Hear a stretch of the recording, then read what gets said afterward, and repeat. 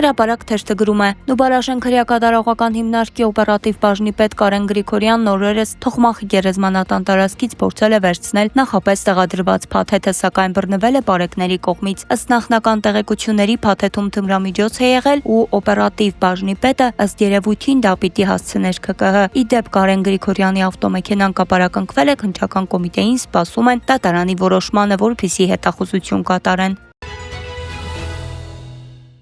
Հրապարակ թերթը գրում է. ԿՊԱ-ականները չնայած վերջին օրերին բարի բուն իմաստով պոռոտախոսությամբ են զբաղված եւ հայտարարում են, թե հունիսի 7-ի ընտրություններին սահմանադրական մեծամասնություն են ստանալու, սակայն իրականում իշխանական աղբյուրները չեն թաքցնում, որ մեղմ ասած ահաբեկված են իրական սոցհարցումների արդյունքներից եւ որոշ ընդդիմադիրների օրեցօր աճող ռեյտինգից։ Փաշինյանի թիմի թիվ 1 ահնուսարսափը իհարկե գործարար Սամվել Կարապետյանի առաջնորդած քաղաքական միավորն է։ Պարզվում է Փաշինյանն իր կուսակցության որոշ անդամների հրահանգել է մարզերում հետախուզական աշխատանքներ իրականացնել ու պարզել, թե ինչ սկզբունքներով ու մեթոդներով է աշխատում Կարապետյանի թիմը, խոցելի են արդյոք եւ ինչպես կարելի է կասեցնել նրանց ընթացքը։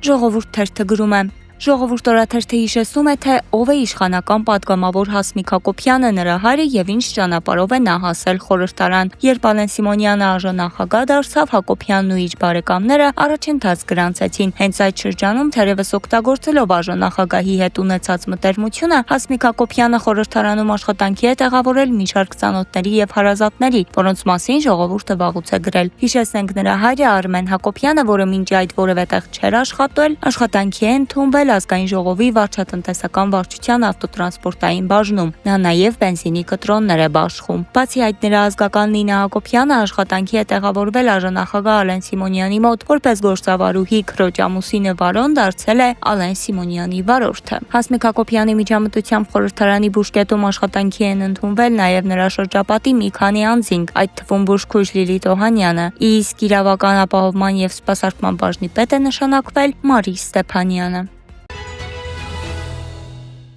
Հրապարակ թերթը գրում է. ԿՊ ներկուսակցական ընտրությունների շուրջ ռասպիրատները շարունակվում են, բացահայտված ցեղծարարներից մեկն էլ առաջին փուլի արդյունքներով 50-րդ համարը զբաղեցրած Հայկ Ավագյանն է 289 ձայնով։ Չնայած Ավագյանը, ինչպես նաև Արագածոտնի մարզպետ Սերգեյ Մովսիսյանը, ԿՊԱ-ական պատգամավոր Վաղարշակ Հակոբյանը դուրս են մնացել 50-յակից ու փոխարինվել կանանցով, որպեսզի լրացվի կանանց պարտադիր քվոտան, սակայն կուսակցության վարչությունում քննարկվել է Հայկ Ավագյանի ստացված ձայները։ Կուսակցությունը դրանք խնդրահարույց է համարել եւ կարծում է, որ այն ուղղորդված քվեարկության արդյունք է։ Ավելին կարդացեք Պանորամայի կայքում։